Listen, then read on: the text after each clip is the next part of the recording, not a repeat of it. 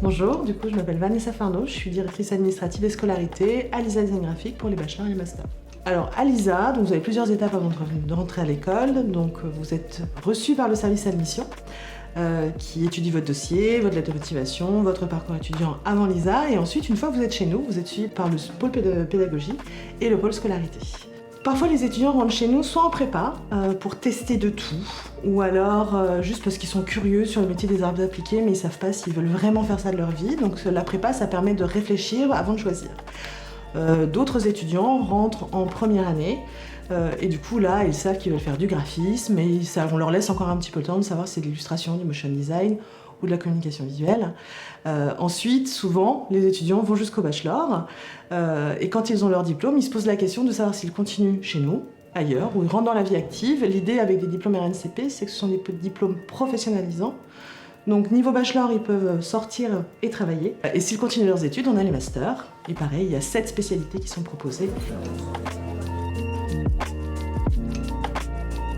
Futur étudiant, c'est qu'il ait envie, qu'il soit curieux, qu'il soit prêt à travailler, parce que c'est pas parce qu'on est une école d'art qu'on ne travaille pas, bien au contraire. Souvent, il y a autant d'heures de cours que de travail à la maison. Donc c'est de venir plein de motivation et nous, on se chargera de l'accompagner vers ses envies de métier et ses envies de futur. Je suis une ancienne étudiante de l'ISA. J'ai fait mon parcours de directrice artistique. En parallèle, j'ai été enseignante à l'ISA à partir de 2015, donc j'ai vraiment eu le temps de faire mon parcours.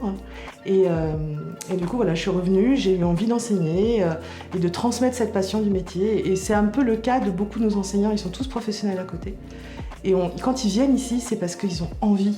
Ils ont vraiment cette passion de l'enseignement. Donc on a la chance d'avoir pas mal d'anciens, finalement, qui bossent, mais qui viennent transmettre leur envie et leur passion.